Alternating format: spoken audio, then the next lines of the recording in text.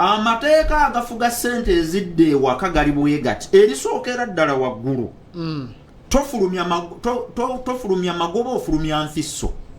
amagoba galina kudda mu mirimu enfiso yegenda eka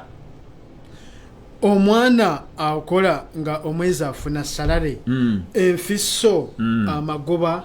bijirawa kati nfuna salare kati sibadde kuwa salare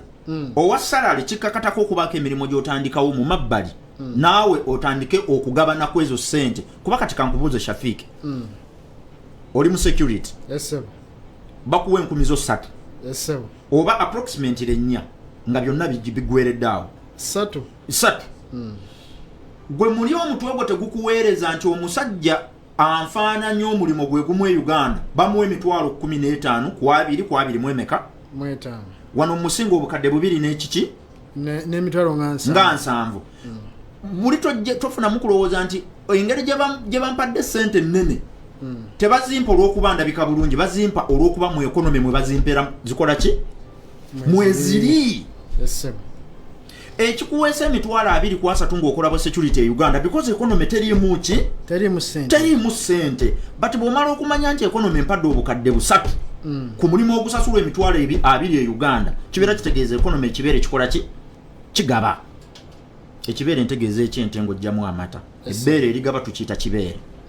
kibeera kitegeeza ekibeere kikola ki kigaba kati bw'omala okufuna 3 ezo kitegeeza nti economy gy'olimu erimu ssente naye gwe tonnategeera ziriwa kati awo wenkugambira bw'oba ng'oli salale ana mukole groups zammwe nako oweekyo ekiboozi kyammwe ekyo mbu bannayuganda tebeesigika ate ensonga eno ndowooza gyetteeka gye tujja okukomako nalyo Chris agenda kwongera okuligaziya bulungi nnyo twongere okulitegeera Chris atugambye nti omwana wenna ali eyo okufuna ssente za musaala tekikola makulu kujja wano n'obeera kirina emyaka 2 n'okuŋŋanya miliyoni zo 15 ate n'ozisindika e Uganda ogulemu akataka fuuti 5 ku 100 25 kwana Chris atugambye nti ensonga eyo teyandibadde nnungi nalwankubadde abasinga obungi gye baagala okuwulira anti bajja kwagala babiwulire naye at the end of the day tebalina kye bajja kufuna ate nga nguze ettaka batugamba ettaka terisala bw'otubeera mu nsi ng'omuntu akyagamba nti ettaka bwe bugagga obusinga manya oli wakyamu fuluma linnya eddako ate nga babuloka bye bigambe batugamba kati buloka w'ettaka gambe ki kweri oyagala gambe ki oyagala buloka w'ettaka gambe ki kuba ye lyatunda era kwalya ayina kiwaana akisoosowaze naye ku nsalaasala gye bali mu kusalaasala mu Uganda n'oba obupoloti bwabwe 5 ku 10 I am seeing a very big slum in the next 30 years batandise obukolako operation ennaku zino tugenda kubanga gwanga Uganda mu myaka 2 okuva kati lye gwanga mu nsi yonna erigenda okusinga siramu ennene as long as land act tekyuse nerekawo ekye kya 5 ku 10 n'enzimba eriwo nesigala nga weeringa bweri ng'omuntu osobola n'okubeera n'5 ku 10 ng'oli mu kira municipality n'okuba amabaati ne weebaka n'ozimbisa buloke ezitayidde n'ozimba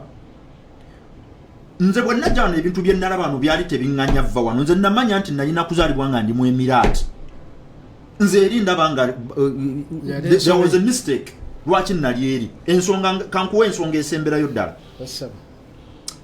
okimanyi nti mu UAE tebakukkiriza gula kasawo ka sementi wezimbire sementi ogula mugule awedde okutabula emmotoka nemuvuga nemukuleetera ku site obadde tokimanyi badde sikimanyi wali osanzeeko wanadiwe etunda sementi zo ziri mmeka kimanya n'amateeka okusanga ng'omuguzi ogenda muzimbisaawo